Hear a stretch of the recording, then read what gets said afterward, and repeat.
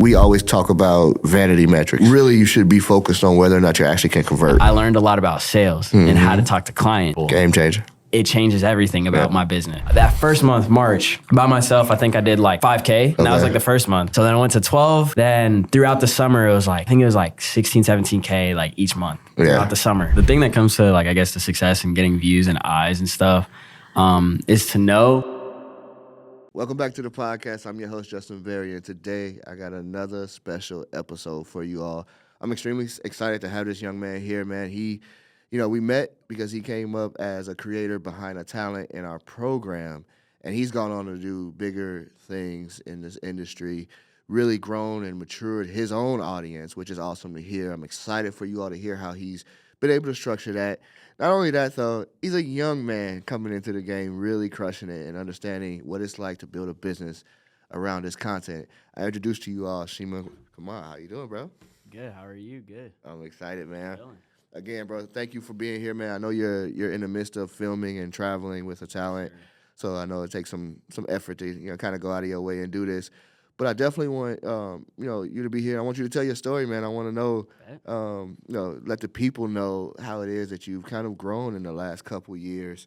Again, like I was saying in the intro, we met essentially at an event here for our creator students. For those of you that are listening for the first time or don't know, we have a program. It's now called Creator Lab, but it is a program that teaches essentially social media education on how to scale and grow your audience and monetize your audience. So we're one of those programs that's not about views, but more about monetizing and making money in your business. And so Shima was here working with a creator who is in the real estate and other he's actually has a lot of businesses now, but in the business space as a CEO that is also a talent who produces content.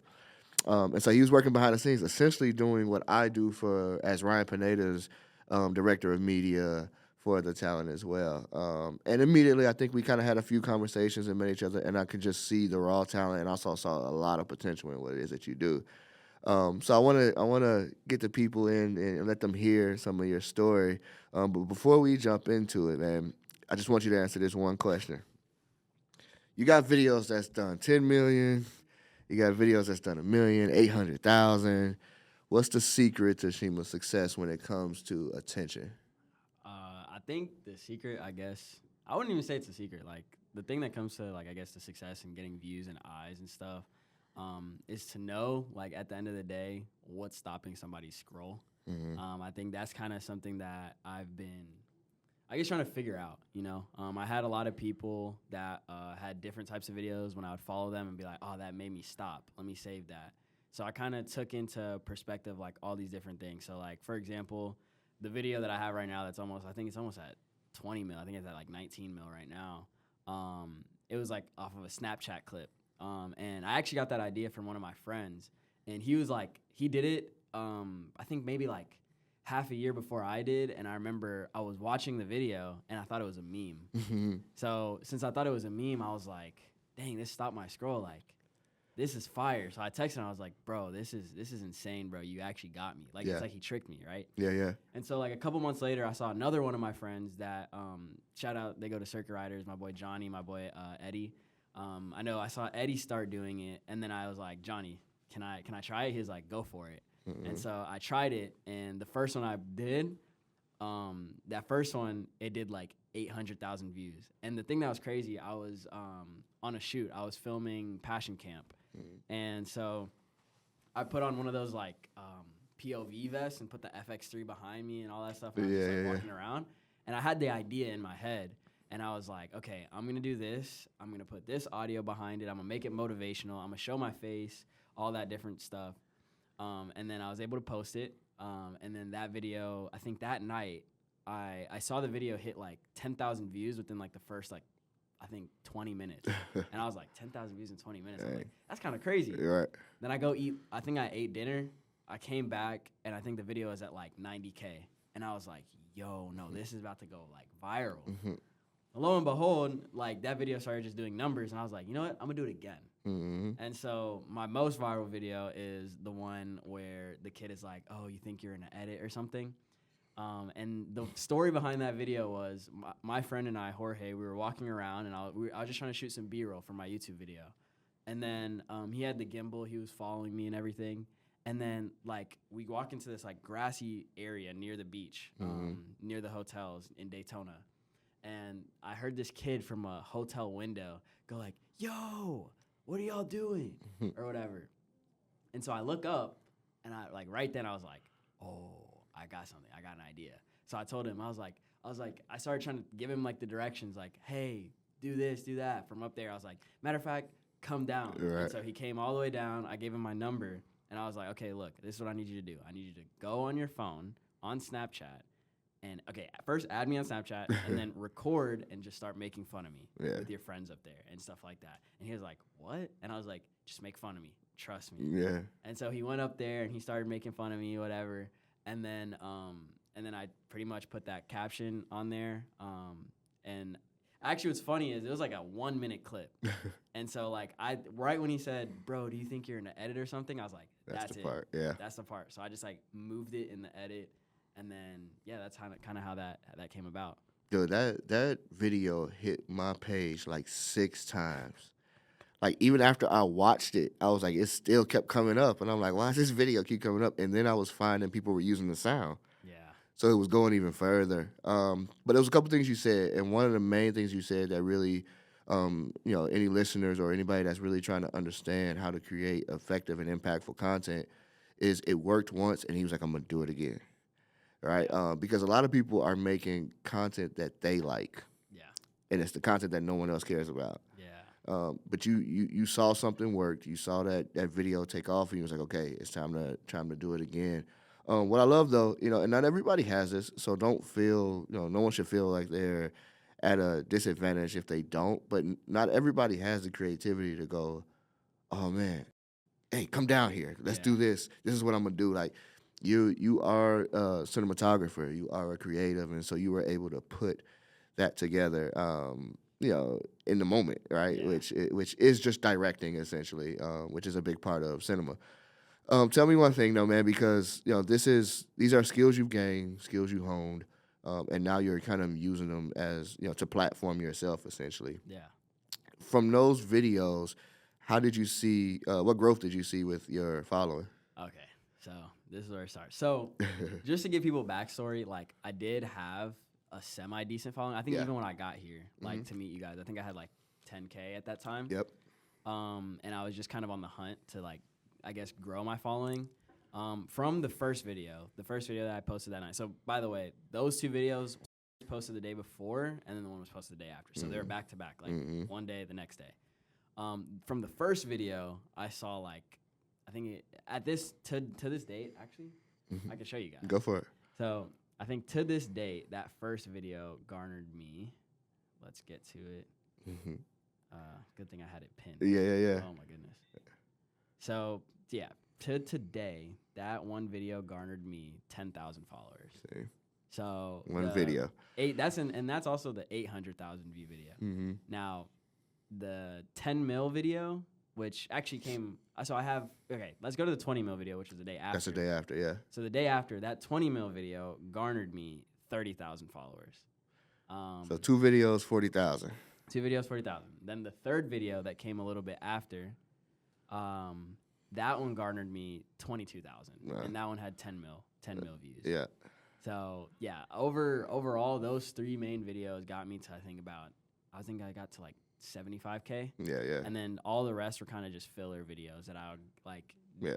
Like one thing I would say, like to touch on the point that you said about like people doing what they like, or they'd rather do what they like than what works. I think there needs to be like, one thing I noticed from my page at least is like there's like a balance, right? Where like I'm gonna continue doing what's working right now. Maybe even if I get tired of it, and start pouring in some of the stuff that I like and just see if it hits. That was one of the biggest things that I started to see at that point. So during that point, I started doing what worked, of course. And then once I started seeing like, okay, let me give them a tutorial on how I did that video. Yeah. I like teaching. Like that's one of the things that I've like learned that I really like to do. So I was teaching them how I did the like shutter angle, shifting it, shutter drag, whatever you guys want to call it, step, whatever. Yeah. Many people had different names of it. There's different names. But yeah, I was teaching them how to do that. That video did 300,000 after, and I think that garnered me like 5,000 followers and stuff. So like throughout the middle, I was putting in things I liked and seeing what worked, what didn't. So yeah, I think it is pretty big to like you said, do what works first. Yeah. Like do what works first, and then start, doing what you like. Yeah, and there's always something to doing what works, and then finding how to do what works within what you like doing anyway. Yeah. I'm a firm believer of like content shouldn't feel like hard work, right? Like because your everyday is content, right? Like I mean, and not to get too deep, but the Bible describes him as the Word. Yep. And we're the only species that's giving the ability to speak, communicate, and comprehend. So use the word. Your words are the content, essentially. Yep. And it's like, yeah, you have found a way to not only create content around what you already enjoy doing, like whether or not that guy yells from the balcony, you were still filming something. Yeah. You were still creating something, right? And so that wouldn't have had, it was not changing your life to create, right? You're just creating, right? And so I think there's ways, especially for business owners and entrepreneurs, your everyday life may seem extremely boring to you, and it might seem like you're just step and repeat every single day. But there's so much that you do that will be an extremely valuable piece to someone else that's either on the come up or trying to learn what it is that you do. And so, like you said, now you're enjoying the teaching aspect of it, like how to make and create what you're doing. So that's really awesome to hear, bro. I want to go back though, because I want to go to the beginning of the journey as well. Yeah. Like I want to know how, like you're telling me about the creativity and how you can develop these ideas in your head. How did you get that creativity? Where does it come from? Where is it inspired from? I would say I was actually having a conversation with one of my friends. I was honestly not remembering where it came from until I really like sat and reflected. Because I was making a YouTube video about my like journey and where I started. And I really remember like when I was younger, I was a very big Michael Jackson fan. And like for those that do know like about Michael Jackson, his music videos weren't just music videos. He made them into short films. Movies, yeah. So like I would always buy the DVDs. Man, ain't you too young to know about Michael Jackson for real? Hold on a sec. I just thought about that. What you really know about Michael Jackson? I always loved the content. I loved the videos. I was studying. I used to dance Michael Jackson all the time. Everybody knew that when I was young. Yeah, for sure. Yeah, so I'd get the DVDs, and with the DVDs there was always the extended cuts. And I'd love watching the extended cuts. I'd love watching like even like behind the scenes and stuff. And I think one video that really stuck out to me, and I think this is the first time I ever watched YouTube in my life. Okay. And like keep in mind, YouTube came out and I was like obviously it originated when I was in 2005 or something like that, so I was like 3, but the first time I ever used it was like 2008, 2009. Okay. And the first time I used it, I was on my dad's iPhone, and old, it had the little it wasn't even a YouTube logo. It was like a little TV, like a brown TV. Yeah. I clicked on it, and then I watched the full Michael Jackson. I think it was Bad. The music video was Bad. And there's like a whole short film. Was it the little kids? Or was it the little kids. Okay. Yeah, it was the little kids. Yeah. No, that was another video. But I think the short film version was like it was his full version, right? Yeah. Like all that stuff. Yeah. And I watched that and I was like, yo, this is fire. Yeah. Like, this is cool. And then like I'd watch other videos from Michael Jackson, like Stranger in Moscow. Like that video is all in black and white. Like I always loved that stuff. So like I think my initial like love for the creativity in video was in music videos. Gotcha. Like I watched a lot of music videos growing up. Like that was the only thing I really watched. Like I'd watch TV and then we had Xfinity, so I'd go on demand and just watch music videos all the time. I used to be like, how do they do that? Like, what is this and stuff like that. So it kind of came from there. And then once I got to like, I think I got to like 12, I started watching YouTube Minecraft videos. Gotcha. So I'd like watch a whole bunch of Minecraft videos and be like, my whole thing like growing up and even till now has never been like, oh, watching something that someone did and be like, oh, that's really cool. Like I'd always be like, how do they do that? How, yeah. So like I was like, how do they record their screen? How do they get like their whole call recorded, like their audio and all that stuff? And so like a group of me and my friends, we would just like sit and try and figure it out until we figured it out. And then we figured out how to screen record. We'd get on the Skype calls before there was Discord. Skype. Yeah. We'd get on the Skype calls and we'd play Minecraft and record ourselves. We like saying stuff like, "What's up, guys? Welcome to another YouTube video," and stuff. And it was like 5th grade, 6th grade, and like I did that all the way until like 8th grade, and then I stopped. So before you were even like understanding what it was like to work for a talent, you were essentially kind of honing that skill of being a talent. Yeah, I knew how to make a thumbnail when I was like 12. Yeah. I downloaded a cracked version of Photoshop, and then I watched like a YouTube tutorial, and then I think I used like Blender to make like an intro. I'd get the intro templates on YouTube, and then like I'd change my name. It'd be like Shema Kamau, like change the name there, and then like it's my YouTube channel and stuff. So like I was doing a lot of that stuff at like 12, 13, and then like out of fear of like my friends finding out like in middle school, because I went to a completely new school, I deleted my channel. No way. I regret that. That's the biggest regret I've ever had when I was a little kid.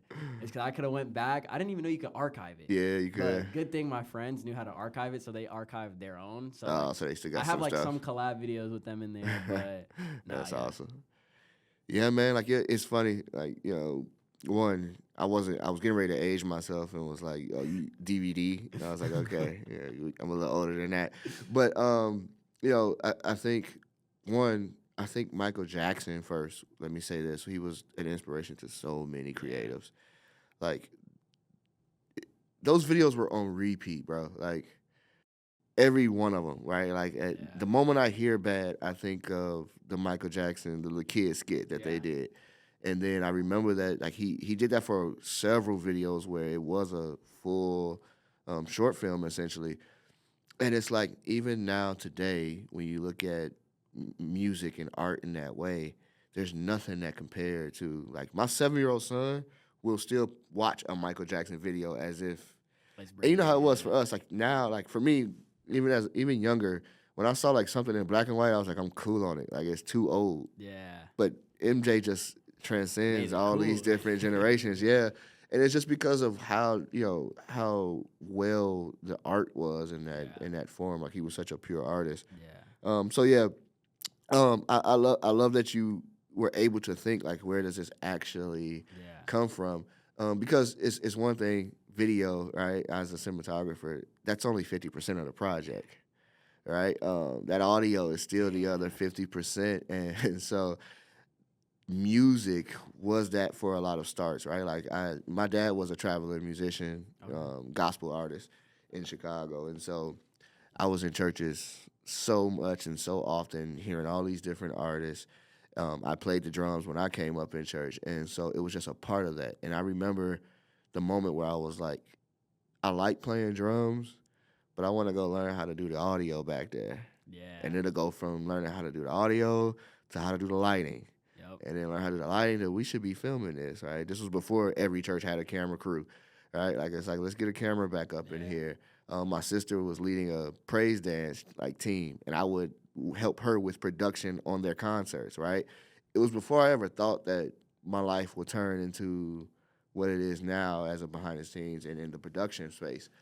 So it's like, these are all things that we don't even realize early on are doing it. Got that. Excuse me. So we don't realize that that's happening, and it's shaping us for basically a career path. Yeah. So Shima, after you kind of start your your YouTube journey, where does it go from there? Do you continue on just kind of honing that skill? Like how long did the YouTube last? So the YouTube when I was like a kid lasted probably like 2 years. I'd say like 2 good years where I was just like, I'd probably post like once or twice a month. Yeah.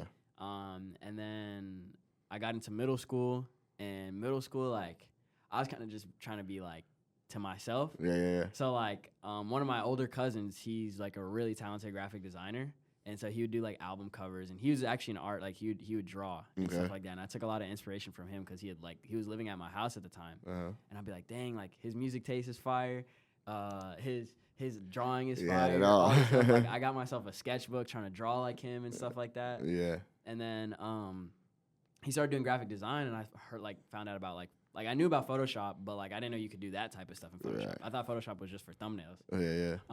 And then so I started watching him do what he was doing, and then I was like, okay, like I want to start doing graphic design. So I started doing some graphic design stuff in like 8th grade, 9th grade, and then I did a little bit in 10th grade, and then I got my first job at McDonald's. So I got my first job at McDonald's. And I used to have to walk. So like I would walk from my house to McDonald's every day for 3 months of the summer. Yeah. Saved up, and I bought myself a MacBook Pro. Nice. It was like the base model. So like, you know, you could hear them fans. Hey, it's a MacBook, bro. But hey, it's a MacBook. It's more than what you had. It was. It was. I was using my mom's laptop before that. So got myself a MacBook Pro. Then that summer, I was like, okay, I'm going to start making edits. Like, I'm going to just start making edits for, like, sports around me. Because I knew if I make edits for, like, bigger people on social media, there's a higher chance if I get a lot of my friends to tag them, they're going to repost it. Repost it, yeah. And when they repost it, people are going to want them. Right. So then what I did was, I do basketball edits for, like, the top high school players. So, like, Sharif Cooper at the time, which was, like, class of 2020. So, Sharif Cooper, Brandon Boston, Terrence Clark, like all those type of people, Bronny James, like all those people. Yeah. And so like what I'd do is very strategic. I'd be like, okay, who's popping right now? I'd go to Slam High School's Instagram and be like, okay, who's getting the most views on here? Yeah. Okay, I'm gonna do that player. So I make an edit of that player, be like a little collage or whatever. I post it on my Instagram. At the time, it was called Visuals by SMK. That's just Everybody had a visuals page, man. Visuals page, and then I would be like, okay, tag him. So, like, my friends, they already knew. Like, yeah, they was on it. Tag. Like, and they would spam it, too. I'd be like, each of y'all got, like, 10 tags, so just tag. Yeah. So, I think the first person that reposted it was this guy named Alan Breed, which also plays for the same team as Sharif Cooper at the time. So, I think Sharif Cooper saw it, and I had just made one of him. He didn't repost it, but I think he saw the one that I made, and then he reposted it. Nice. As soon as he reposted it, I just feel my phone like it's going crazy. And so it starts going crazy, and then like I start getting a bunch of DMs. So then I was like, so I started getting DMs from other high school players, like top high school players, asking me to do it. And of course I'd do theirs for free. Right.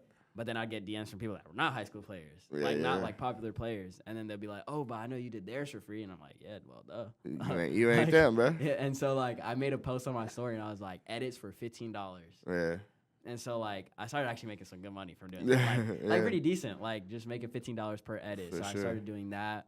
That was, like, my summer going into my junior year of high school. Okay. And, so, yeah, I was doing a whole bunch of that stuff. So, you have an entrepreneurial mindset young, where it's like, okay, like these aren't things that people think of just at the top of their head, right? Yeah. That's not a normal, concept from start to finish of, let me make sure I create it, make sure everybody tags them, make sure, like, you had a process to what you knew would work. Where does that come from? Man, I've always just seen, like, my mom and dad grind. Yeah. I see my mom grind, like, a lot. Like, my mom just, like, works. Like, she's probably one of the hardest workers I've ever met. And so, like, Shout out to mom. Shout out to mom. But, yeah, I'd see her working hard. And then, like, my dad, like, he works hard, too. He had his own business. He did, like, trucking and stuff. Okay. And so, like, he did very well with that business. And so, like, I kind of got the business mindset a little bit from him. I got the hard work mindset from my mom. Yeah. So, like, I would see, like, okay, this person's working hard. Okay, how can I make my mom? And the thing that was funny is, like, my mom always be like, work smarter, not harder. Not harder. So, like, I'll be like, okay. That's good advice. If I'm seeing how hard you're working, or I'm seeing how hard this person's working, what's a smarter way that I could do it? Right. And so, like, I guess since I was, like, little, I just see them. See mostly, like, because I was with my mom most of the time, like, I just see her working hard, so I'd be like, I'm gonna see what I can do. Yeah. That's kind of where it came from, I would say, probably. So fast forward, and kind of getting closer to the time that we met. How'd you end up with Abraham? Okay, so this is really cool. Actually, no, yeah, it's really cool. I'll say this. So just to give you a brief, like that, like I think after junior year. So junior year, for me was pretty much my last year of high school because we had COVID. Oh, it shut down. Yeah, so high school shut down. I remember they were like, oh, you guys are going to come back in 2 weeks. We never went back. Yeah. So, like, barely even had a senior year. So, throughout that senior year. That had to suck, huh? No, it sucked, but I didn't really care. You didn't care, huh? I was like, I graduated school with a 4.1. Oh, so, okay. like, I was like, school wasn't hard for me. Yeah. So it I was wasn't. just like, okay. It's just like, whatever. Like, school's over, cool. You Right. know, like, all the teachers, when school closed, was like, you can either keep doing the work to improve your grade, or you can keep your grade and be done. I was like, I'm done. Yeah. So there was no, like, prom or none of that stuff, No, huh? I didn't have a prom. I didn't have a prom. I had a graduation with social distancing. That's what I had. Yeah. No way. Yeah. So That's crazy so senior year happened. What's crazy was I was doing some edits I was going to basketball games. Okay, so I'll go to my junior year. I was doing like right before COVID, like I think like 2 weeks. I'd go to basketball games and film with my iPhone. Okay. And so a kid from my school was like, "You want a camera? I don't use the one I have at home. You want it?" And I was like, "Bet, I'll take it." Yeah, He yeah. gave me a camera. So he gave me a camera, and I just started shooting. And so like I just started shooting everything. And then from there, I started just like falling in love with the camera. But at the time, I was shooting at auto. Everybody had their phase. Oh boy. So yeah, it was kind of cooked. But Yeah. I was shooting at auto, like using that camera as much as I could. And then it was an A6400. Okay. So it was a solid Okay, camera. that was a good camera. Solid camera. Especially to start with. Yeah, for to start, sure. yeah, it was a solid camera. With the kit lens too. Nice. I didn't know that there was variable aperture back then. I was like, why does it keep getting darker every time I zoom in? Yeah. But, It's on so- auto. And it's on auto too. Like it was just bad. So I would just film a bunch of basketball games, soccer games around my school and stuff like that. And then I went into college. So I went skip over senior year. I was filming. I moved to Arizona. That's a whole story in itself. Moved to Arizona, shot for AZ Compass, played for AZ Compass, played at a prep school for basketball, moved back to Atlanta. When I got back to Atlanta, I just started shooting basketball games again.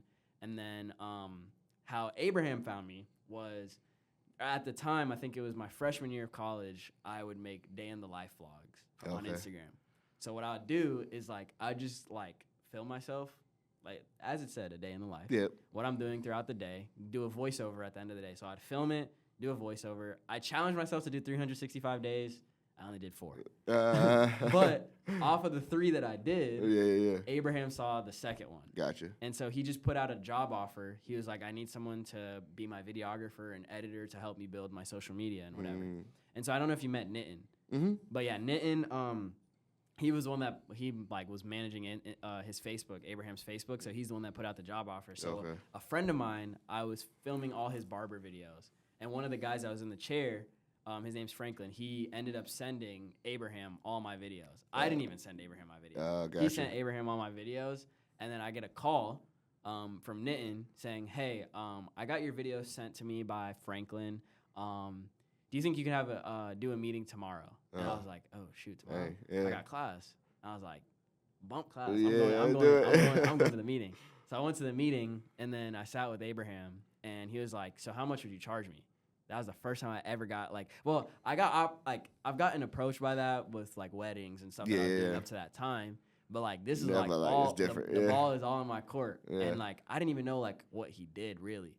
And so like I was like, I just did math in my head. I was like, okay, I could do this for like cause like I knew the idea, like the concept of like saying something really high, Right. and then going low from there. Yeah, but there's no experience in that type of negotiating. I had that in my head. I was like, okay, you know what? I'll do this for 4,000, or like I think I said 4,400, like 1,100 a week. Okay. And he was like, okay, bet. Did better than I did. I was like, what? Yeah. And keep in mind, at that time, I like just turned 19. I was like, 4,400 a week? I mean 4,400 a month? Yeah. I was like, no, that's crazy. Like, at that time, I was like... And how, you were a freshman year in college, you said? Freshman year in college. Yeah, bro. Ain't no more college for me. 4400. Right when I got that, I was like, whoa, like, that's crazy. I didn't even know I could do that. Yeah. And so from there, I was like working with him for like that whole time. I like batched out 6 months of content for him. Like, I was grinding. Yeah. And then we got all the other guys coming in a little later on. But yeah, by the time I got here, I had already been with Abraham, I think, for like a year at that time. And yeah, that was crazy. Yeah, man, it was. It's funny because I got a similar story even with Ryan. I had been doing jobs, but never like for an influencer, essentially. Yeah. So I had freelance pricing in my head. Yeah.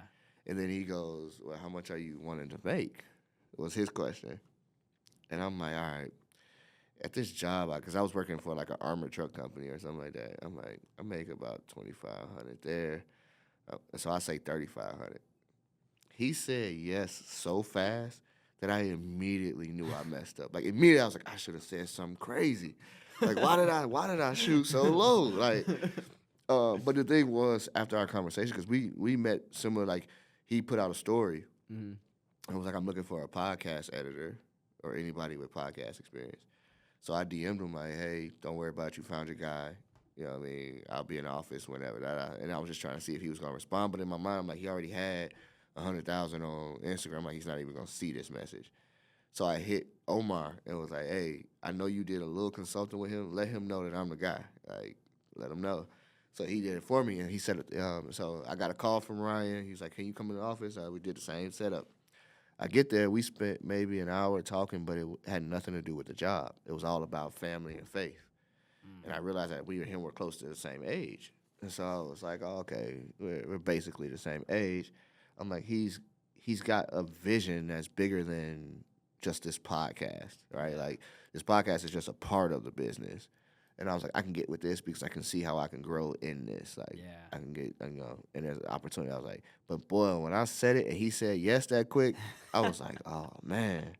I was like, I should have threw something crazy out there. What am I doing? And what it was is I didn't know enough about him.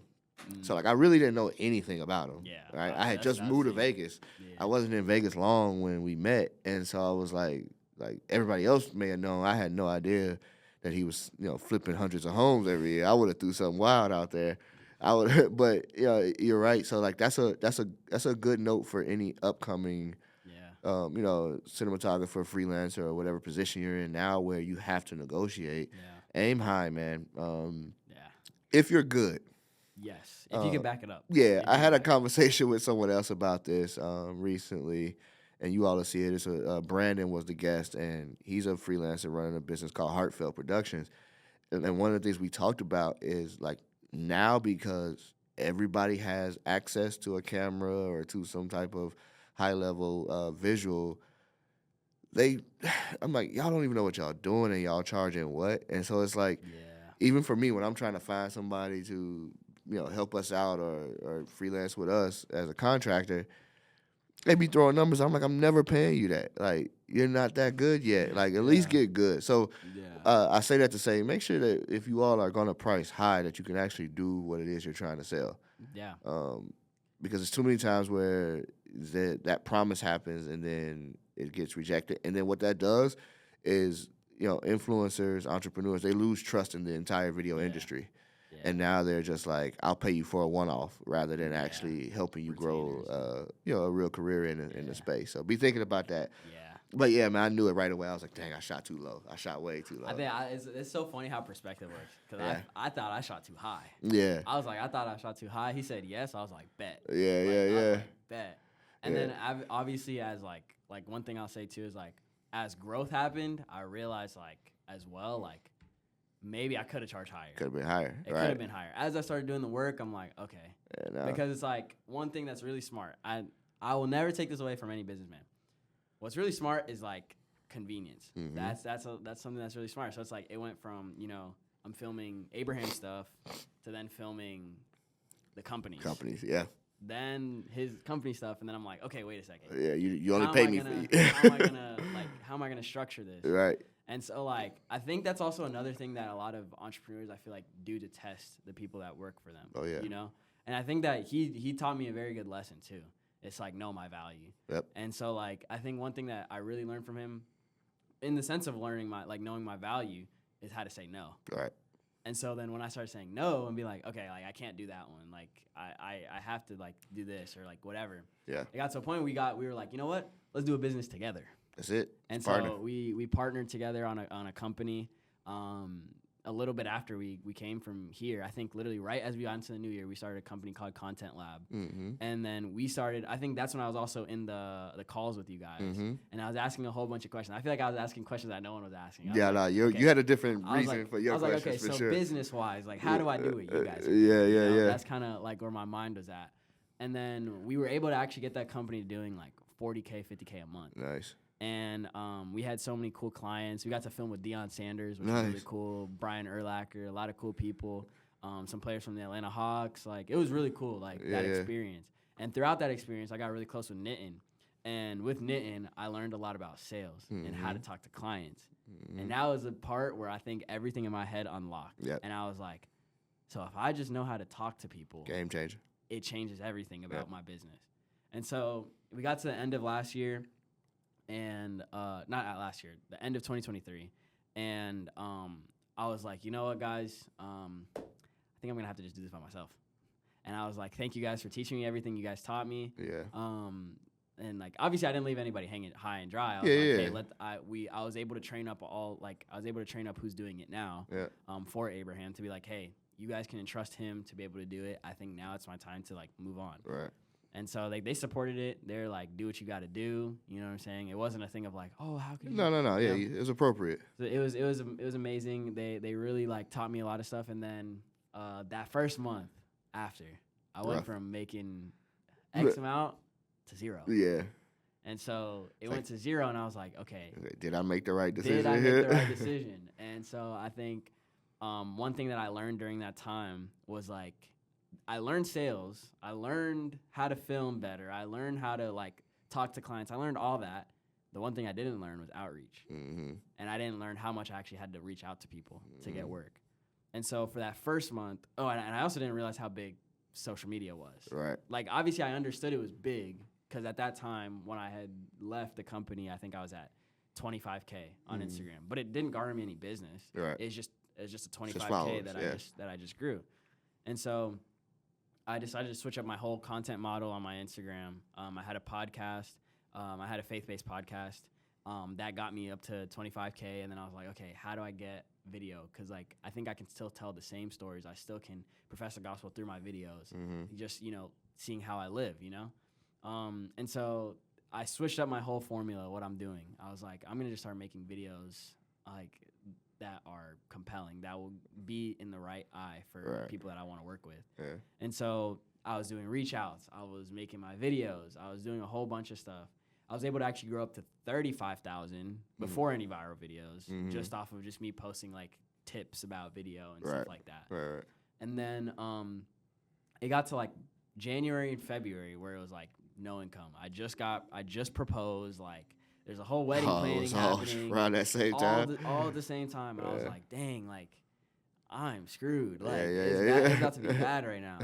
And then I just started reaching out to as many people. It got to a point where I started doing Uber.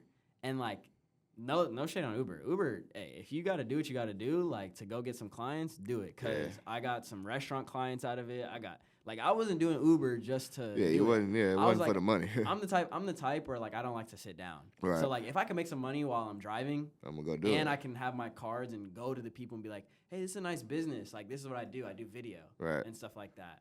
Like obviously some of them are gonna look at you and be like, you're doing Uber right now. Yeah, right. Like, but I was doing that, and then got some prospective clients through the driving and everything. I'm making sales calls, like trying to close clients. Yeah. Not working. Until March came. Like March came, and then I decided like I'm just gonna do it as much as I possibly can. Then I started getting all the people that I was reaching out to in January, February calling me back now. Yeah. They start calling me back. Oh, can you come do this job? Can you come do this job? Yeah. And then so like the first couple of jobs, like, and this is also another thing for like people to understand too, is like I knew I was good and I knew I could charge a high price. Right. But those first few clients, because I was like, you know what? Like, I want to see if I can retain these people. I'm going to charge a lot less. Yeah. So I charged a lot less, did work that's way better than what they thought their money was going to get them. Yep. Then now I'm getting recommendations. Yeah. So, like, I was trading the fact of getting a higher check on the first job for getting recommendations. Yeah, some sacrifice. Yeah, when you get the recommendations, that's when you start getting people, like, knocking at the door. And so that first month, March, by myself, I think I did, like, 5K. And that was, like, the first month. And I was like, okay, now I'm starting to get busy. Yeah. Like, I'm going to up my price. You have to. And so April came, it went from 5K to, like, 12. So then it went to 12. Then throughout the summer, it was, like, I think it was, like, 16, 17K, like, each month throughout the summer. And I was like, God, thank you. Yeah. Like, I'm not going to complain. Like, I'm busy right now, but, like, I'm not going to complain. I could have my wedding when we were planning to have it. Like, I was able to save for our house, all that stuff. Like, everything was really good. And, like, it all just comes back to, like, reaching out. It comes back to, you know, like, not really sitting still. Like, I think that's the thing that happened in, like, a lot of people is, like, they would sit still. Yeah, and I think people don't have the patience that you had. So for at least 60 days, it was nothing. All right? And I think what happens is people lose sight on the vision. Yeah. And I know as believers, we're like, if it's a clear sign from God, we gonna just walk. Like, we just move in obedience. Yep. And so it's like, he told me to quit this. And he told me that it needs to be me now. It's It, time for it's even crazy because like I got offered like a crazy job at a really big church, yeah, and like it was the choice of like, and to get that job, I needed to now be a part of that church, right, and I had already been walking with these people for yeah, the church that I'm at, and I was like, I ended up saying no. yeah, I mean, I looked at my wife at the time, my fiance, and I was like, it's a good job opportunity. Got benefits, you got all this stuff. But I was like, nah, I'm gonna be faithful in the small. I'm gonna stay where I'm at that's it. and just keep going where I'm at. It's even crazy. Is like I had on my my wallpaper. I think I still have it. I keep it as like memories. Uh-huh. I think I had on my wallpaper. It was like my like not even a goal. It was like a notes sheet. And I was like, okay, make 1,000. You got to do 5 clients to do this. You got to do like 6 clients. Yeah, here it is. So it was like the first thing that I said on here was it's called grind month. Mm-hmm. And so I think it was March. So it was March. It was grind month. So it's the end of February. The second month I made $0. The first thing it says at the top of it is pray before everything, Shema. Mm-hmm. And then I put the verse Matthew chapter 6, verses 33 through 34, and it says, but seek first the kingdom of God and all his righteousness, and all these things will be added to you. Therefore, don't be anxious about tomorrow, for tomorrow will be anxious in itself, sufficient for the day its own trouble. And so, like, I prayed, like, every time I got in my car, because when I get in my car, that was my office for that time. That's it. I then had at least $1,000 in video projects, 250 to 350 a day. Yeah. And I broke it down. It was like, $50, $200 by March 9th, $600 by March 13th. Yeah. And it's like 150 in 2 days. You just got to make 150 in 2 days. You got to make 400 in 5 days, 600 in 5 days. Like, I broke it down. I was like, my whole goal with that whole notes thing was like, I got to make it seem realistic. Because I was like, I can make, like, if I had a gun to my head, hey, make $150. You gonna figure out how to get it. I'm gonna figure out how to make 150. Yeah, and I think that's something to be said because like you remove the safety net of working for someone, and was like, okay, it's time now to try this different thing. I experienced a really similar like thing, and it goes the same way. I'm sure you felt this even when you moved to AZ. When I moved from Chicago to Vegas, I knew I was going into an area where I knew no one.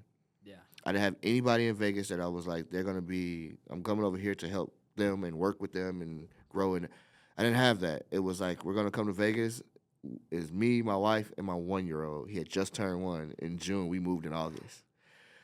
Taking the baby away from the family was a whole thing. I had just torn my patella tendon playing ball. Dang. So I couldn't even walk yet. I was on, it was 6 weeks straight leg, so I didn't even. I actually had already interviewed and was getting ready to start the academy, the police academy, and with a torn patella tendon, that's over with. Like it's gonna take you a year to even get back to where you physically could even handle an academy. Yeah. So everything in that time, and I mean, it got dark. Like it was like, man, this is rough. But I knew that without a safety net of like mom's house, family, without that safety net, you got to figure it out. Yeah. So I had the surgery in July. We moved in August. By November, I was working. Sheesh. Right? And the doctor literally was like, it'll be a year before you even walk good again. And I was like, you don't know me, doc. You don't know. You don't, because I have no choice. Yeah. And so there's no safety net. So you just have to really get in. So I understand what you mean by like looking at it and like, oh dang, I got nothing coming in. Something's got to go. And so you create the macros and those micro wins that you're trying to get the whole time is like those start to add up. Yep. And so shout out to you for doing that. And that's important for anybody that's going through any rough time right now. Like this season of your life is so short in comparison to what you're going to experience long term. Yep. That if you can trust God in it all, celebrate your little wins, right? Like whatever that small win was for today, celebrate that. You also want to have the opportunity to see what that looks like on the other side. Yep. And it's like, all right, I was making $4,500 here. Now I'm making nothing. And now I'm talking about 16 to 20K a month. Yeah. Different feeling, right? Like it's a different feeling. And so it's all glory to God for it all. Yep. But the move was one for me. And then when things shift in business, you can see the same occurrence. Yep. Where it's like, hold on, the market shifts, the economy shifts. Some business may fail for you. Yeah. Some may not. Like those things happen, and it's like, okay, what's my next move? But when you rely on your ability, your skill, you trust in what you've been built with, you trust the vision that's been given, things happen. And so it's awesome to hear like you kind of rebound from that. Yeah. You find a wife, you find a good thing. I got married in my 20s too. I'm in year 10. Okay. But I didn't get it. I wasn't this young of a 20. Tell me, man, that decision, first, where'd you guys meet? We met at Life Group. So we had like small groups at our church. And at the time I was living in Arizona and I came to visit one of my friends, James. He was like, oh, come to Life Group. And I was like, what is that? Yeah. At the time I just became Christian. So like when I was younger, I was Catholic. Then I became Muslim. And I became Christian. Okay. So pretty much You got some everything in you, huh? Yeah. And so I think at that time I was like just kind of curious on everything. And he said, hey, pull up to Life Group. And so I came to a Life Group. I think it was end of 2020. Yep. And so like I walked in, I saw her, I was like, oh, she's kind of cute. Yeah. But then I was like, so you knew what time it was. I was like, I'm not even gonna. I didn't come for this, but yeah, I was like, I don't even live here anymore. And so I was like, I'm just gonna go back home. So I just didn't really make nothing. I don't even think I talked to her that day. Yeah. And then I moved back. I think the following month. I didn't think I was gonna move back, but then I moved back the following month. And then we didn't really talk at all until April of the next year, like April or May of the next year. Okay. And so it was April. I think we had like back then, like during the COVID times, for all the people that are my age that know, everything was spontaneous. You're like, let's drive to North Carolina. You can do whatever. Yeah. You can do whatever you wanted. There's no responsibility. Like just high school. Like I just get on the Zoom class, put it over there, whatever. Right. So yeah, we decided we're like, oh, we're gonna go to this place called Pretty Place. And so me and my friends were like, oh, let's go. Like they said, oh, let's pick up Anna. And I was like, okay, I doubt she's going to get to go, but like, okay. Yeah. So then we went to go pick her up, and her mom just said, okay, whatever. Right. And so she came. That was the first time I ever talked to her, like really, like for real. And then after we came back from that trip, we exchanged numbers. Then I had FaceTimed her, and we like spent all night on FaceTime just talking. Mm-hmm. And like at that time, I was not thinking like, oh, I'm going to date her or anything like that. Like I was just like, oh, she's really cool. And so then from that whole month of like April, May, like we'd go to the gym together every single day. Like every single day, like we'd see who would get to the gym first. Like we'd just be talking, just really close. Yeah, friends. And then I think in May, she threw me a surprise graduation. Oh, wow. I was talking to her about like, yeah, I'm probably not going to do a graduation like party or anything. Yeah. And she threw me like a surprise one, which was really cool. And at that time I was like, nah, she probably doesn't like me though. And then come on, man. And so then I didn't really like pursue crazy. And then I think it was like a week or two later, I was like, okay, I think I like her, so I'm gonna tell her. Yeah. And like Gen Z, right? I text her on Snapchat. No like, hey, way. I like you. And she's like, she texted me back. No kidding. She said, "You're stupid." No. I was like, what? And then she was like, how did you not know I liked you too? I was like, oh. And then me and my boys were in the house. We were like getting. They were like, let's go. Let's go. Ladies listening, men are stupid. We are stupid. Just so y'all know. And then from there, it was cool. Like started talking to her, and I made it known like my intentions are to date you. You know. And I said, but I'm gonna do it the right way. I want to do it the right way, and I want to ask your parents. So I went to Africa for the summer. She went to Brazil for the summer. We came back, and then we said. I was like, oh, I want to talk to your parents. So I texted her mom. I was like, hey, do you guys have any free time for me to talk with you guys and stuff? And her mom was like, no, not right now. And then I was like, do you mean for the talk or do you mean like, no, I can't date Anna right. And she was like, no, you can't date Anna right now. And I was like, huh? And so that was like in June or something. Okay. And so like literally because of their wishes, because they said I couldn't date her at the time, I waited from June to November. And Anna, at the middle of it, was like, you don't have to wait for me. Like, and I was like, no, I really like you. Like, I want to wait. Yeah. And so I waited until November. I think November 5th. Yes, November 5th. Yeah. November 5th. Know that date. And then I went, talked to her parents. Her parents said yes. Then I asked her to be my girlfriend. And then November 5th, 2021 is when she became my girlfriend. Mm-hmm. And then... We started dating, of course, and then we went through like a great year, and then we got approached with challenges in our dating time. Yeah. And then I think it was around July, she had the decision to move to Arizona. And so that's really ironic. I just moved from Arizona. From there, yeah. And she moved to Arizona to go to GCU. Mm. And so she started going to GCU. And then she was there for 2 years. So, like, we were, like, in person together for a year. Yeah. And then, what's it called again? Some long distance. Long distance. Yeah. Yeah, we were long distance for, like, a year and a half, almost 2 years. Okay. And so that was probably the best thing that could have ever happened for our relationship because we really got to intentionally know each other without being with each other every day. Right. And so I really enjoyed that time period. We ended up going to Brazil together, I think, right before, I think it was in the middle of 2023. Nice. And then got to spend a lot of time with her family.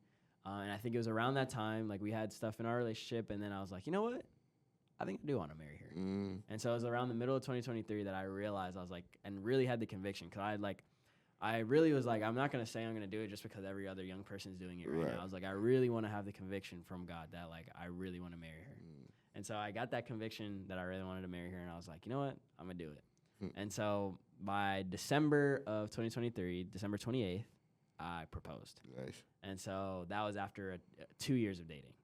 It was funny because one of my pastor, he had told us 2 years before we started dating, he was like, usually, you know, we like to say 2 years of dating before you get married. And I was like, I'm not going to get married in 2 years. You're crazy. Yeah, it doesn't sound good until you do it. It doesn't sound right? good until 2 years go along. And you're like, oh, shoot, yeah, that probably does make more sense. Yeah, and I think there's when you know, bro. Yeah. Like, that's how I see it. Like, yeah. I knew my wife, we met at 12 and 13 years old.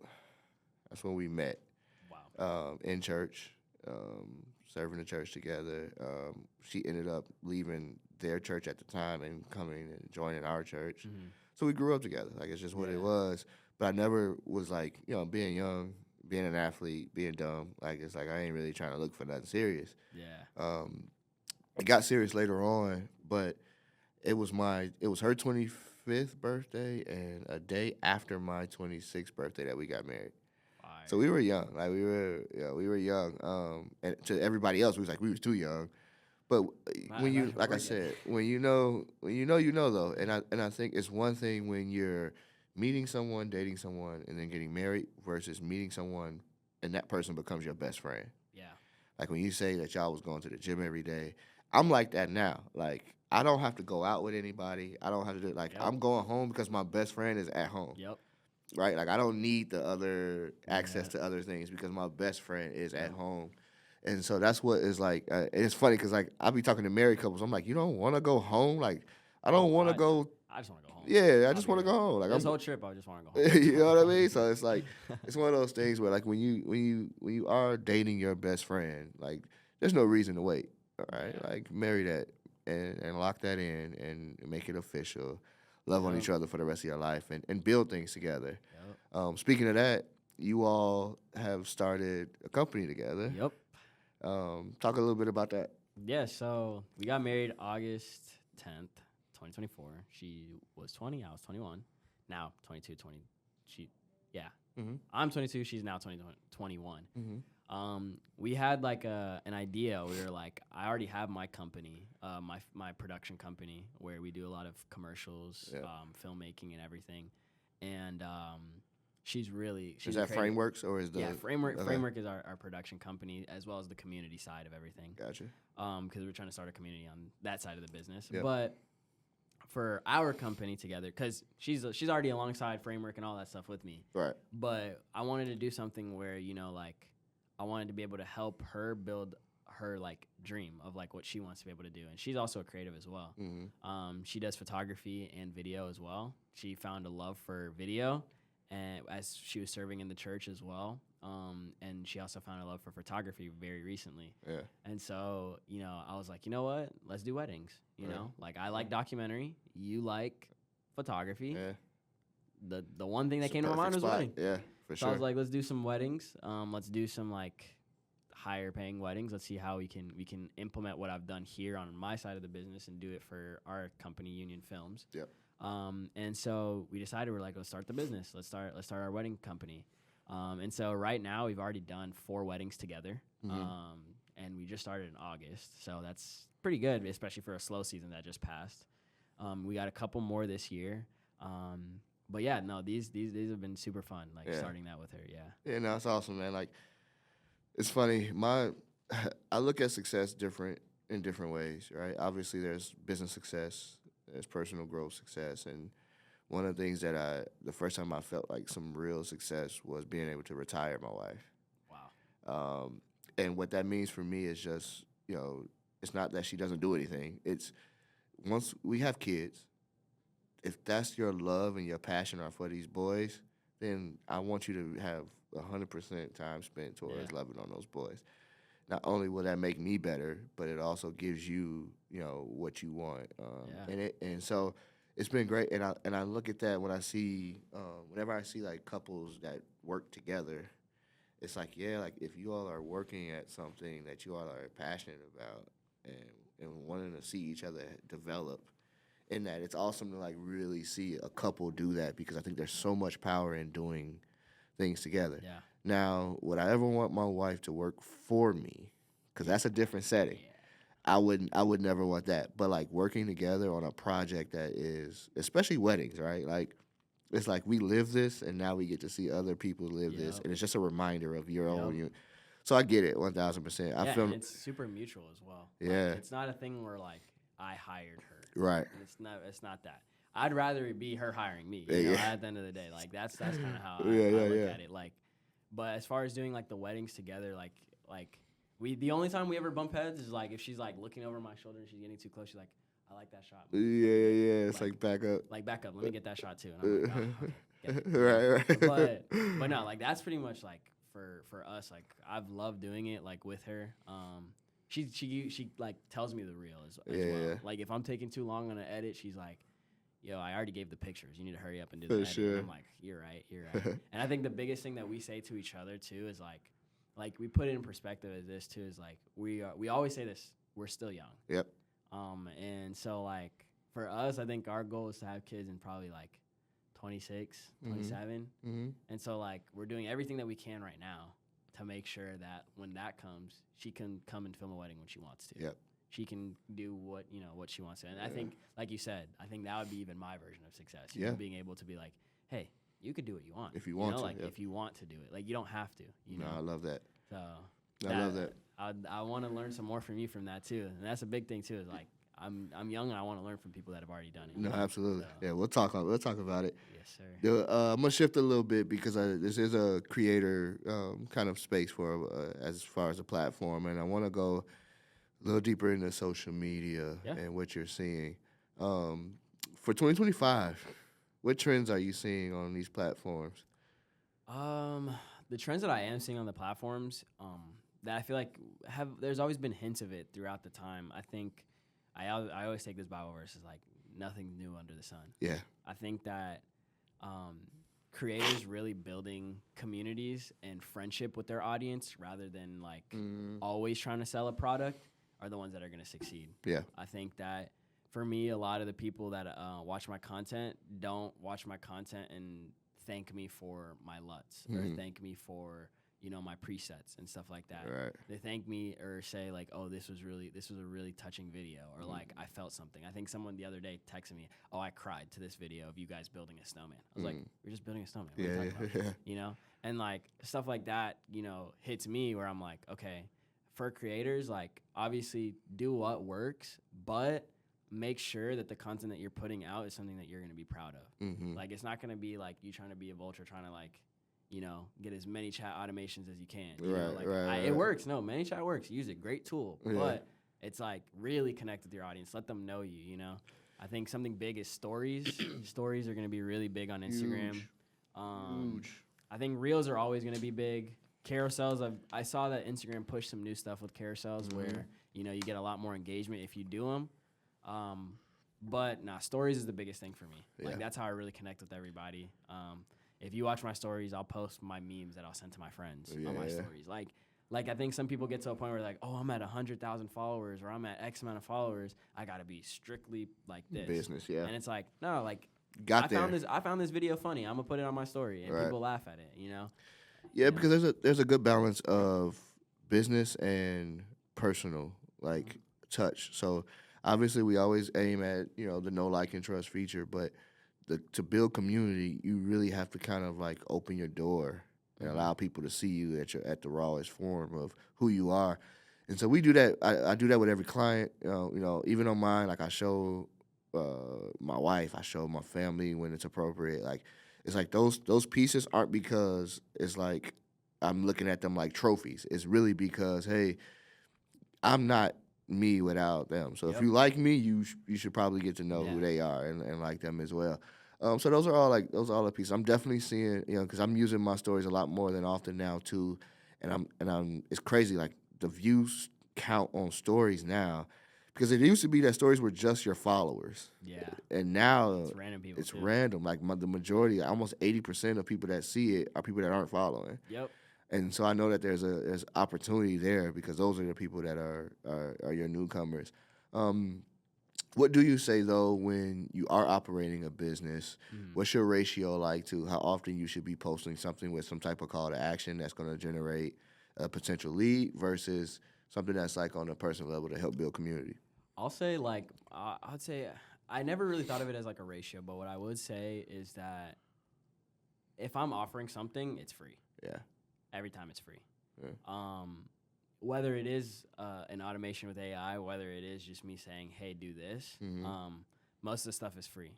Now, the way that I've tried to build my brand, rather than just being a filmmaker or rather than just being like just a regular content creator, I want to just focus everything on a lifestyle basis, because what I've done and seen success in is making everything seem lifestyle. Yeah. Like, I have a ManyChat automation for my Apple Music playlist. Yeah. Like, I made a video and it did really well, and I just hit comment playlist to get my Apple Music playlist. Yeah. And it's like these things I feel like connect with people more, rather than like, so for example, like there's certain pages that are like, here's the best camera tutorials for this, and this. I'm saving that for YouTube. Right. For Instagram, I can say what I use, but while I'm doing it, because I know I'm gonna get that question anyways. Yeah. So it's like what I would do is like my main things that I look at as far as like a good piece of content is what's the shareability of this, what's the savability, and what's the commentability. I guess that's the best way to say it. Yeah. But like if I'm able to get a lot of shares from this post, if I'm able to get a lot, like, and the thing is, you can think of them as three separate entities. Like for these automations, you're looking for comment engagement, and when you get comment engagement, Instagram is gonna boost your stuff. Right. For shares, it's like, okay, this was funny. Now Instagram's gonna share it to a whole bigger audience. So like one thing I really, really notice is like the difference between a 500,000 view video and a 5 million view video is shares versus saves. If you're getting a lot of saves, you're probably on that 500,000, but that's really good for 500,000 if you're getting a lot of saves. For 5 million, you're getting a lot of shares. Yeah. It's cool. It's cool. It's getting you out there. You probably are getting followers. But for me to be able to like really connect with my audience, I sometimes do prefer the saves over the over the shares. But that's kind of like what I really do look at. And then I guess just to answer your question, I guess the ratio, like I think maybe once a month. So like that's probably every 11 posts. I'll probably do something that's like an automation. Some type of automation. Yeah. I think so. And it's going to vary. It's going to vary based on your business. So there's no right or wrong answer there. Obviously, if the business is not, bringing in enough leads, you might want to try some more. But if it's doing what it's supposed to do and your community's growing, then there's no reason to make any adaptation. Yeah. And I want to go back to what you said about the shares and saves, because what he's referring to, we always talk about vanity metrics, where people are counting their followers and their views. And it's like, that's the least of my worries when it comes to business. It's like, we know when people start saving our clients' work, that it's doing what it's supposed to do. Because they're either going to copy you or they're going to want you to do it. It's one of those two things. Either you've just become an authority to them, or they're going to take an action next. Yep. A share is always extremely valuable as well, because it's like, even if the action that was being asked of them wasn't for them, they just sent it to somebody who it was for. So we look at both of those things like a lot. I even look at those two before I even look at engagement. Yeah. Because again, engagement's gonna help us get the video out. But if I can get 1,000 views and convert 80% of those people, we're doing really good in business. You know what I mean? And so again, like, be sure as an entrepreneur that you're focused on the right metrics, right? Like, I get it. There's gonna be periods where you're really concerned with like platform growth as far as followers and views, and that's important too in certain phases of your journey. But really, you should be focused on whether or not you actually can convert anything, whether it's convert somebody into a community of yours or convert somebody into an actual supporter or a customer. I also think that it's like what you're talking about, like the vanity metrics as well. I one thing I think of as far as like authority, as far as like a certain page, people don't realize like you're not just getting like clout or authority from having 100,000 or 50,000 or 10,000. You're gonna get it from maybe having 3,000, 4,000. You know, Like I think if I go to a page and I'm like, oh, they got 500. That's when I'm like, okay, probably not. Right. But if I go to a page and I see that they have like really good engagement based off of having 3,000, 4,000 followers, like I might trust that person a lot more. Yeah, for sure. You know what I'm saying? But I think that like I said, the different ways to post, especially on Instagram. I think Instagram gives you the best like I guess variety of what you can choose as far as carousels, reels, regular static posts, and stories. Yep. I do think that the carousels are probably going to carry out a lot of 2025. Yeah. Especially for the people that are doing stuff like tech. A lot of people that are doing like how-tos. Oh, yeah. Carousels are going to carry because they're going to get a lot of saves. I agree. And that carousels with those type of save abilities are going to give you a lot of authority. Yep. Now, like reels, like for example, my video that did 20 million almost, and it got me almost, I don't remember how much I said, I think 30-something thousand followers. That's cool. The thing is, maybe out of those 30,000 followers, maybe only like 500 of them went and bought my LUT. Yeah. Or asked me, how did I do this? Or how did I do that in the video? Or potential leads, yeah. So it's like, it's cool. Like, I think having 100K is cool, but it's not really that much different from when I had 10. Yeah. Like, and I also do think sometimes I do, like, not pay attention to it that much or like give it as much value as sometimes it should. Yeah. Because I was talking to someone that hopefully is going to become one of my business partners for my page. He was like, dude, like we're making over like X amount and we only have 4,000 and you have 100,000. Right. And I'm like, okay, but like how? Yeah. I went back to like all the way circle, like how? Like how do you do that? Yeah. So now I'm working with that. But as well too, like to say as well, like I'm also putting certain things out for brands. Mm-hmm. So like there's like an influencer marketing space or an e-commerce space for influencers and stuff where like, yeah, I'm maybe posting some sort of stuff to get a brand deal rather than to, maybe get a bunch of views. Yeah, you're intentionally, your post should be intentional for who you're trying to actually market to. Yeah. And I experienced that same thing, right? Like even when I was coaching you all, I had nothing. Like it was my 2,000 people that were on there were people that I knew. It wasn't nobody was following me for content. And then what I saw was, all right, Justin, you got people that are listening to you because they know what you've been able to do for the Ryan Pinedas of the world, and they trust you in that way. But for those people that don't know Ryan and don't know what you've been able to do, you now have to tell that story and you have to start presenting. So like I remember I had a video where it was just a video about for people that struggle reading their Bible. I was like, well, if you want to create an easy fix is just cut your Bible app on before you go to sleep and then put the phone down. So that way when you wake up in the morning, that's the first thing you see. It did like 135 views. Then I was realizing everybody was DMing me because they liked that and that they was like, what other tips you got for this, and this? It had nothing to do with content. And I was like, dang, like, it's good that video did well. And I saw my followers grow, but I was like, it's doing nothing for the business. Yeah. So I was like, I'm going to make videos that aren't probably going to do well, but at least it's going to make sure that I'm getting recognized for the things that I want to be recognized for. I had like a 30-day streak where I posted like a bunch of like creative stuff that like all did like 1,000 views. Just tanks, yeah. Just terrible until one did good. Yeah. And it's like, that's also another thing. It's like that's how it goes. Like Instagram is like, I think all these apps are 100% consistency. Yeah, like, that's the only cheat code. 100% is consistency because you're gonna. I always say it. Like I know some people can get discouraged. One thing I'll say: if you bought followers, start over. That's what I'll say. Yeah. I'll just say that straight that's up. That's a fact. Anyone that bought followers, start over because it's not gonna work. It's over. But I've seen people that like restarted their page, got consistent for like 2-3 months, and that's not like. And I'm not talking about consistent like you got to post every day. I'm talking about Instagram knows like you have a schedule. You post like maybe 3 times a week, maybe 4 times a week, maybe twice. But you're posting constantly. You're also posting to your stories. Very big. Like these people that are like, automating pages and like, I found that not to work for Abraham. You know, like I'd just like have all his content going up, no stories, not working. No. But once we started incorporating stories, once we started doing highlights, carousels, different types of posts, actually connecting, like for everyone that does follow Abraham, y'all know he posts the crazy inside the house pictures or whatever, where he picks up random stuff. We let it to where it connects his Facebook to his Instagram, so that now goes to his Instagram. Yeah. Those get the most engagement out of anything he posts right now. So it's just like those type of things, like you have to be able to use all the features of Instagram consistently for you to grow. And by all the features, I mean all the features. And it goes for every platform.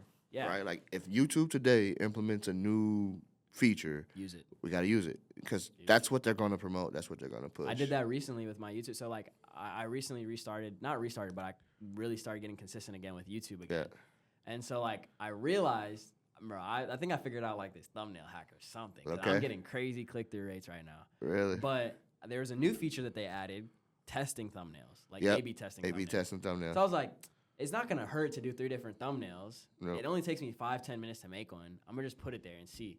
That video ended up getting like so much more engagement because they're out there testing my thumbnail on purpose. So that means they're putting it out to more people. Yeah, because people forget that the platform itself wants to know the information too. Exactly. They want to know what the people want. Exactly. And so if you allow them to test your stuff, it's essentially working for you and not the other way around. Does TikTok get banned? I think so. The thing is, I really have no opinions on TikTok because I grew my TikTok to like 30K before I even grew my Instagram. Yeah. And I did it out of a bet. Like I told one of my friends, I was like, I'm gonna beat you on TikTok. I'm gonna get more whatever. TikTok to me is like, it never garnered much for me. Yeah, same. Like I know some people it does. Like I think me and my wife were like, let's start like a family channel because like that's gonna work on TikTok. Yeah. But like the stuff I do doesn't, like it can work, you know. But bro, it can. I've never seen it generate revenue for never. I think I got like a video entrepreneurs. like, that hit 1 million views and I got 9 cents. Yeah, it's not one of those platforms. It's good for attention. It's good for like stats. For instance, like if you're trying to get in certain rooms and you need to, certain rooms, brand deals. Yeah, that kind of stuff. It works for. But because I mean, we had like 2.5 million or something like that. At least we did at one point. I don't even know anymore for Ryan. But we never focused on it. It was just like it was getting whatever content was created for other platforms. Yeah. If it goes away, it goes away. I feel bad for anybody that has found success with their TikTok shop. Because that's been a big thing in the last year. TikTok shop makes but something tells me it's not going anywhere, man. It's a lot of money being made. Yeah, it's too much money being made for them to lose that much on it. So someone's gonna buy it, like a U.S. company. Yeah, I'm betting. I'm betting. I saw something earlier talking about Mr. Beast might buy it. Yeah, he tweeted about it, but I couldn't tell if it was a joke or not. I mean, Elon bought Twitter, so Elon might do it. He might actually. I could see Elon buying TikTok and just integrating it into X. Because X is still the Wild Wild West, so it's like if they can implement those features, it'll be cool. I remember when Threads came out. I thought that was gonna be cool. Yeah. What they did with Threads though is that to me they shouldn't have ever allowed video on Threads. Yeah, because it's just Instagram at that point. You got Instagram. Why would I? You know what I mean? And that's what people did. They just basically reposted the same thing. So it was like, all right, this isn't really moving the needle. And then it links them. So like, I get so mad when I'm an Instagram CEO. If you see this, like, it's so annoying when I click on a reel and it takes me out of Instagram and sends me into Threads. Yeah. I'm not trying to be on Threads. No, that's real. I'm trying to be on Instagram. That's real. I do the same thing. But yeah, man. So what's for the future? What you got coming up? What's your plans? I think my plans this year is shooting a lot of spec ads and building the YouTube more than anything. I think I gave myself proof of concept on TikTok, on Instagram, that I could grow it. So right now the goal is to grow YouTube. Because for everyone that knows, YouTube is where the big fish are at. Yes, sir. So if you can get someone locked in for your stuff for more than 10 minutes, you have a great lead. And that's not even just to have a lead. It's like even to have a community. Yeah. The next is probably Framework. Framework is our community that I'm building right now. It's a production company, but it's also a community where we have a private Discord. If you're an editor, if you're a videographer, if you're a graphic designer, any of that, where not only do we, meet once or twice a week on a call, we have different channels where, you guys can like work together, talk, play video games with each other, real community stuff. Even there's a section called Jobs for Hire where sometimes I'll hire out from there, or like I'll have some of my other friends that are in there hire out from there.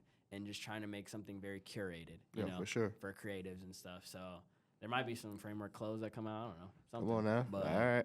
But yeah, trying to definitely build up framework, you know, build up the personal brand even more. I think last year my goal was only 50K.